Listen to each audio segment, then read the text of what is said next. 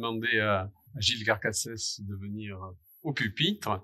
Gilles Carcassès est ingénieur agronome. Il a, alors dans ses nombreuses activités, la dernière la plus était de travailler sur les questions de biodiversité à la communauté d'agglomération de Cergy-Pontoise. Il est toujours soucieux de sensibiliser le public aux enjeux de la biodiversité. Il a diverses activités associatives et notamment il anime aussi un blog Nature Yvelines. Voilà. Je lui laisse la parole pour nous faire part de ses expériences dans ce domaine. Mesdames et messieurs, chers amis, bonjour. Je remercie les organisateurs de m'avoir invité, moi qui ne suis ni chercheur ni membre d'une institution. J'interviens ici en tant que naturaliste amateur. Alors, je n'ai pas résisté à l'envie de conserver ma page de titre parce que je la trouvais jolie.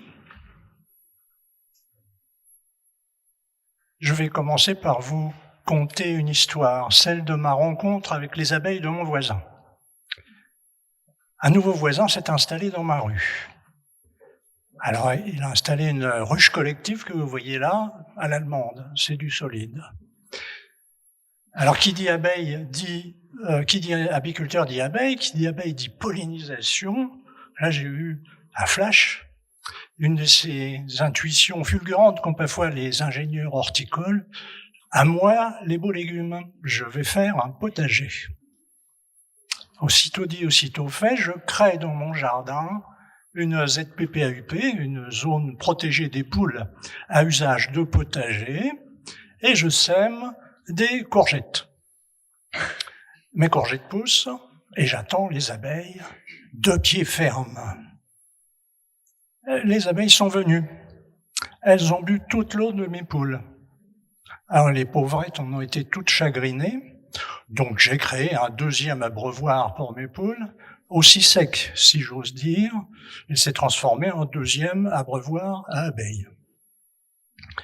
Quelque temps plus tard, j'ai vu passer des escouades d'abeilles par-dessus le toit de ma maison, direction la forêt toute proche et son gros potentiel de miela. Vous savez, ces excréments des pucerons. Et puis, je les ai revues en fin d'été, lorsqu'elles sont venues se gorger du suc de mes figues massacrées par les frelons.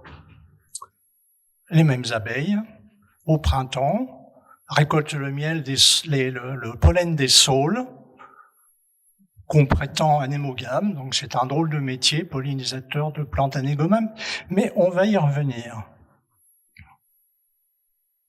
C'est toujours un grand plaisir pour moi que d'admirer les dispositifs astucieux de la nature. On a vu là, à peu près la même photo tout à l'heure, déjà avec une sauge sclarée d'un xylocope, qui vient de déclencher par l'introduction de sa trompe, de son proboscis, le dispositif à pédale des anthères.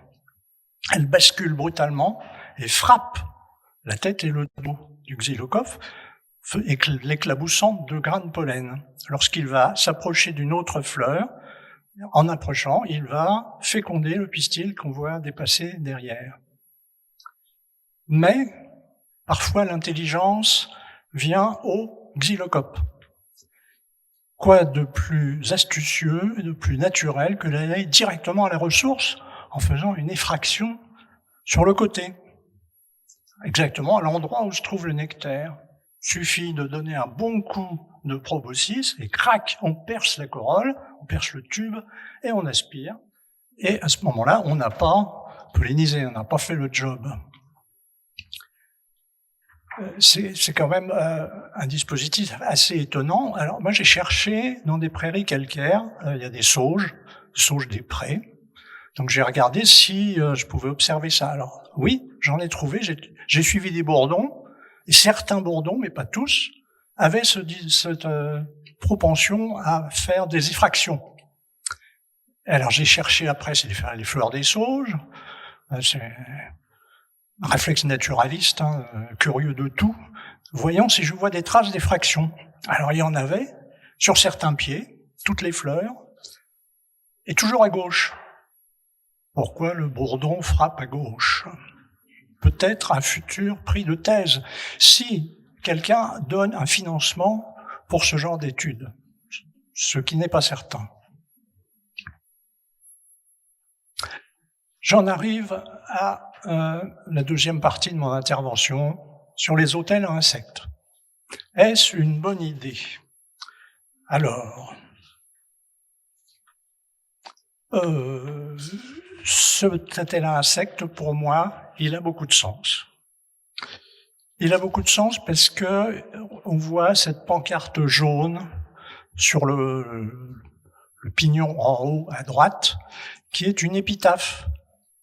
Il est écrit à notre regretté collègue Éric Moreau, grand jardinier et artisan avec valeur et courage d'un service public de qualité. Visiblement une écriture collective de jardiniers, ses collègues, qui ont de cette façon marqué leur deuil de leurs bons camarades. Et ils ont montré qu'ils ont compris ce que c'est qu'un hôtel à insectes.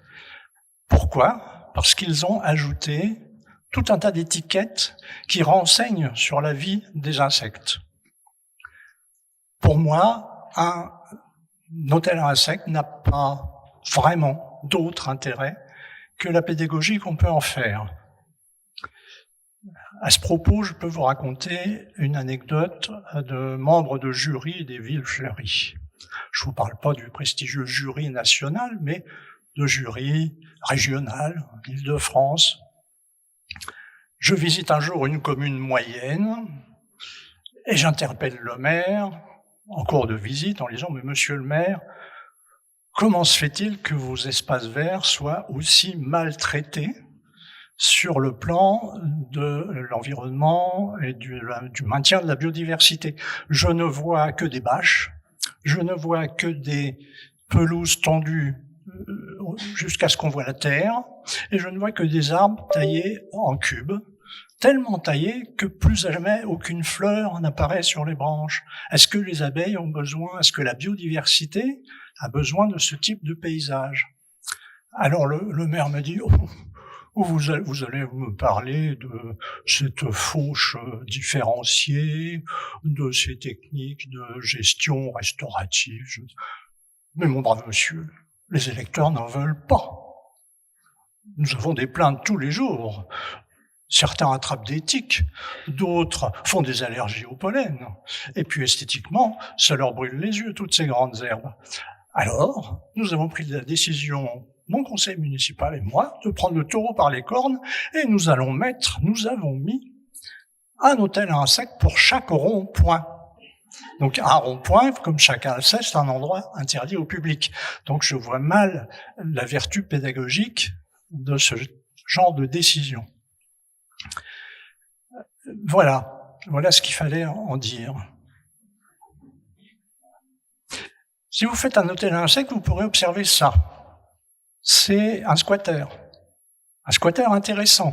Si vous voyez ça, ça veut dire que l'endroit où vous avez installé votre hôtel à insectes, là c'est une grande bûche percée avec une mèche de 7 mm qui convient bien aux osmies, qui sont au demeurant très communes et qui n'ont pas vraiment besoin de mesures de protection.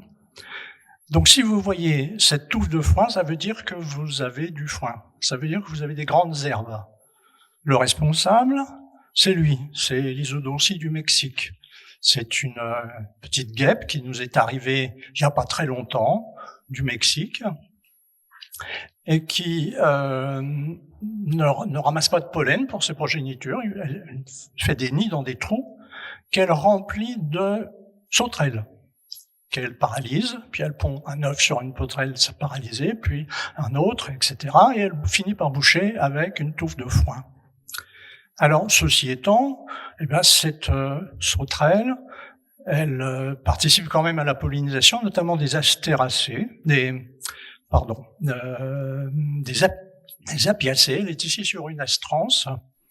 Elle est un peu poilue. Elle fait beaucoup de vent avec ses ailes. Moi, j'imagine qu'elle participe à la pollinisation.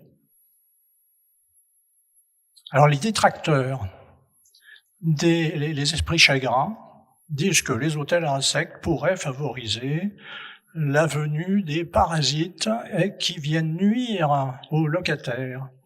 Vous avez ici Cacoxenus adagator, une jolie petite mouche qui attend la sortie du locataire légitime du terrier pour venir pondre son œuf.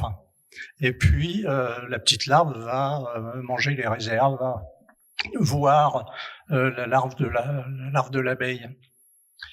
Moi, je dirais que la présence des parasites, c'est une chance, puisqu'on sait maintenant que les hôtels à insectes sont des outils d'observation. Eh bien, c'est une façon de pouvoir observer ces petites mouches qui, dans la nature, sont absolument impossibles à voir. Au milieu d'un roncier, sur une bûche ou une branche vermoulue, déjà on a du mal à voir les osmies, mais alors la petite mouche, on la voit pas. Et puis, parmi ces parasites, il y a peut-être des espèces rares. Et je ne vous parle pas des hyperparasites qui parasitent les larves des parasites, qui eux-mêmes sont peut-être des espèces encore plus rares et qui méritent peut-être notre considération, si ce n'est une protection. À quand une liste rouge des mouches? C'est pas gagné. Et alors, ces hôtels à insectes aussi, ils ne favorisent la vie, la reproduction que de quelques espèces. Parmi celles qui nichent dans des trous, notamment des trous dans le bois. Nous avons appris ce matin que, selon les sources, 80 ou 70%, les deux chiffres ont été avancés, des abeilles apoidea, pollinisatrices, vivent dans des terriers au sol. Donc, que faire de structures telles que des océans à un cercle. Voici un exemple d'un terrier d'alictes, famille des alictidés, qui maçonne un petit cône en terre de jusqu'à 2 cm de haut dans des terrains sablonneux, secs. Et puis, voici à quoi ça ressemble. Un alictidé qui est sur du thym. Donc on voit sur son fémur postérieur sa fameuse brosse dont on nous a parlé tout à l'heure, qui sert à collecter et à transporter le pollen jusqu'à son terrier. Tout à l'heure, on a failli parler du spipole, on est passé assez vite dessus. C'est dommage parce que c'est bien beau d'accumuler de la connaissance, mais si on pouvait la diffuser de manière simple au plus grand nombre, tout le monde y gagnerait. Le spipole est là pour ça, suivi photographique des insectes pollinisateurs. C'est une appellation un peu fautive, parce que on s'en sert, par exemple, pour ce tableau, pour montrer quelle est la répartition des insectes pollinisateurs. En fait, on ne montre que les insectes qui ont été observés sur des fleurs. Donc, c'est le suivi photographique des insectes floricoles. Mais le spif, c'était pas joli, donc spipole, c'est mieux. Je vous propose maintenant de passer en revue un tout petit peu les représentants des ordres de ce tableau, pour vous montrer la diversité des choses et puis ajouter d'autres questionnements. Voici, pour les hyménoptères, Andrena fulva. Andrena fulva, c'est une petite andrinidée de la grande famille des abeilles sauvages, entre guillemets. Elle est assez présente sur de nombreux genres d'arbustes. Là, elle est sur mon pied de mon cassis. Ça fait des années que je ne l'ai pas vue. Tout à l'heure, les abeilles qui sont venues dans mon jardin, elles ont eu des tas d'occupations tout à fait légitimes en tant qu'abeilles, mais elles n'ont pas du tout fécondé mes courgettes. Les seules courgettes que j'ai eues dans l'année, ce sont celles que j'ai moi-même fécondées, en prenant une fleur mâle, en enlevant la corolle et en tapotant sauvagement le pistil, le matin de bonne heure. Ça marchait à tous les coups. D'ailleurs, j'en ai tiré une conclusion, c'est que si je voulais des courgettes, je ferais bien d'apprendre à pincer mes courgettes. La taille de fructification, c'est pas pour les chiens, ça permet d'avoir plus longtemps les deux sexes en même temps dans le jardin. et donc d'avoir plus de chances de pollinisation. Cette petite abeille sauvage, je ne la vois plus, puis je vois plus non plus beaucoup de bourdons. Alors, est-ce que ça tient à la présence des nombreuses ruches du voisin qui feraient une concurrence abusive, et raflant toutes les ressources à leur profit? Peut-être, mais rien. La croyance populaire le prétend souvent. En fait, rien ne le prouve, parce qu'on l'a bien vu dans cette journée, les nombreuses actions et surtout les interactions entre les différents facteurs sont quasiment impossibles à démêler, tellement ils sont importants et complexes. Mon maître en entomologie, qui est Jean-Henri Fabre, a écrit dans ses souvenirs entomologiques le savoir humain sera rayé des archives du monde avant qu'on ait fait le tour d'un moucheron. Pour les diptères, voici Ampis pennipes. C'est une petite mouche de la famille des Ampididés qui se caractérise par une trompe très allongée qui leur permet d'aller puiser le nectar dans des fleurs à corolle profonde. C'est une adaptation croisée entre le pollinisateur et la fleur pollinisée. Alors on voit bien que pour cette espèce, le Géranium herba Robert, qui produit du pollen assez gros, il est très visible sur cette mouche, il y a là un cas de spécialisation. Ampis pennipes, je ne sais pas s'il est capable de vivre en dehors du Géranium robertianum. Ce que je sais en tant que naturaliste amateur, c'est que je ne le vois que sur Géranium robertianum, ainsi que tous mes autres collègues naturalistes amateurs. En fait, bien sûr, il y a assez peu d'études scientifiques sur cette espèce, qui viendraient prouver ou pas la chose. Voici le téléphore fauve, Aragonicha fulva.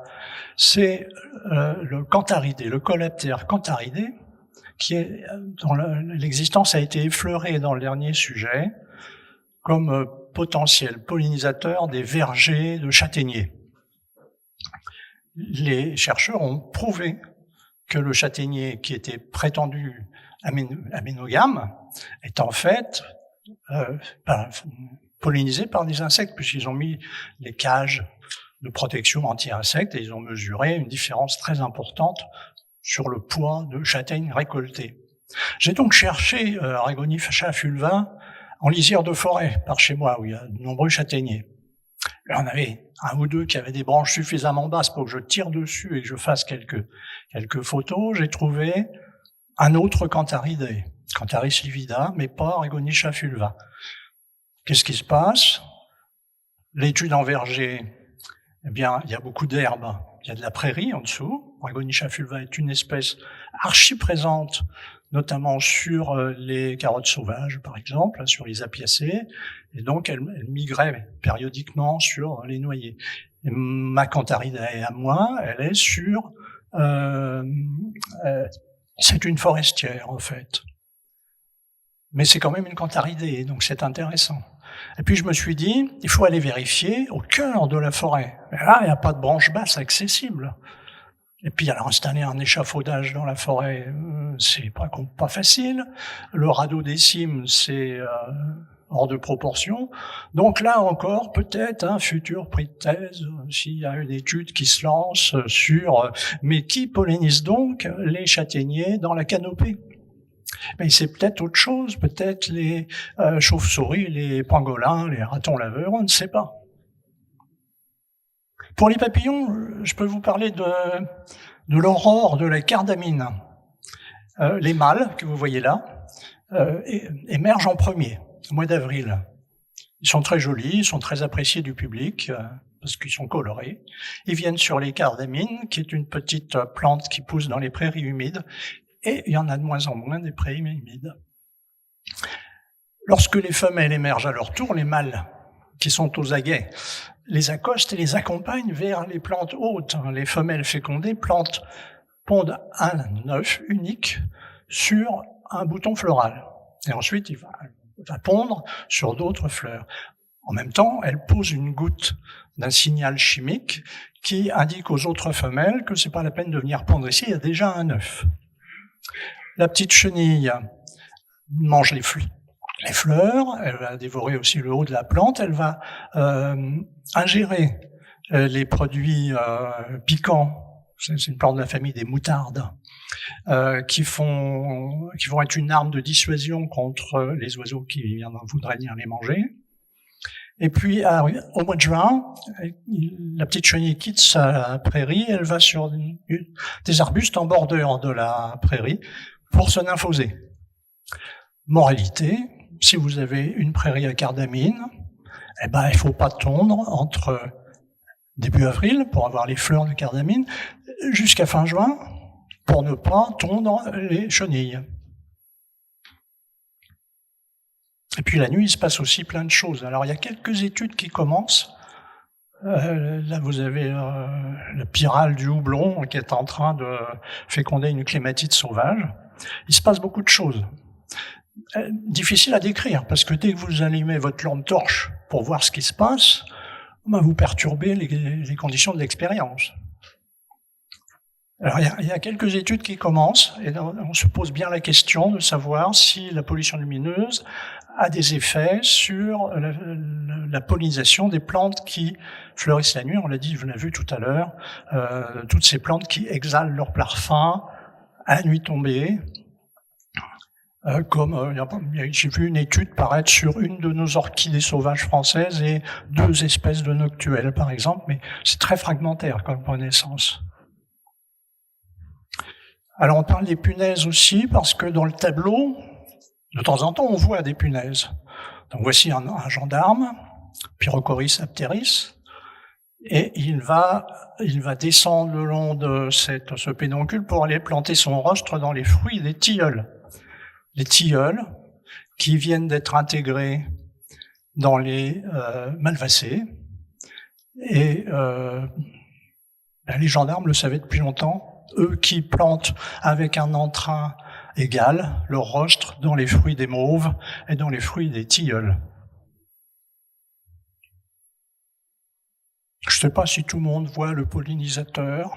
Indice, il est noir et blanc et il est en dessous du pistil. C'est un thrips. Il y a quelques publications sur la pollinisation par les thrips, notamment en Nouvelle-Zélande, je crois, quelques espèces qui illustrent des cas de symbiose entre certaines plantes et certains thrips. Mais les thrips sont parfois tellement nombreux sur les fleurs, même s'ils sont peu poilus, même s'ils se déplacent pas très bien, que peut-être, et je dirais même sans doute, ils ont une place à prendre parmi les insectes pollinisateurs. Encore un beau sujet de thèse, la place des thrips, et pas uniquement ceux qui piquent et gâchent les fleurs des glaïeuls. Il y en a des centaines d'autres espèces, et il y a bien sûr absolument aucun spécialiste de ce groupe. Du moins, j'en ai pas trouvé en Europe. Cette petite abeille, pour finir, c'est l'andrène des fleurs, l'andrène de la Bryonne. Elle va se nourrir, elle va collecter sur ses pattes le pollen pour l'amener dans son terrier pour la nourriture de ses larves. Alors, pas celui-ci, parce que là, c'est un mâle. Et pour se nourrir, elle va aller chercher du nectar sur de très nombreuses espèces de plantes. Donc, c'est un potentiel pollinisateur, puisqu'il va naviguer de plante en plante pour aller chercher son nectar. C'est sûrement un pollinisateur de la Bryonne, mais c'est sûrement un pollinisateur aussi des plantes qui sont visitées pour le nectar.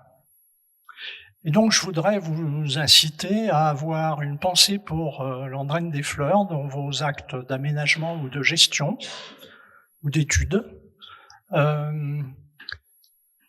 Les herbes dites indésirables au jardin, eh bien, elles peuvent avoir un effet primordiales pour certaines espèces, rares ou pas, mais qui peuvent, par des interactions simples ou compliquées, avoir des effets sur la biodiversité en général.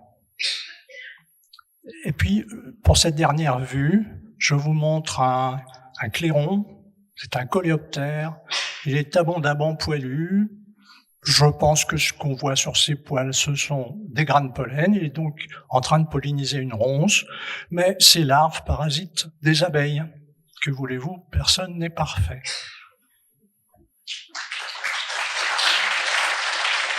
Merci Gilles Carcassès.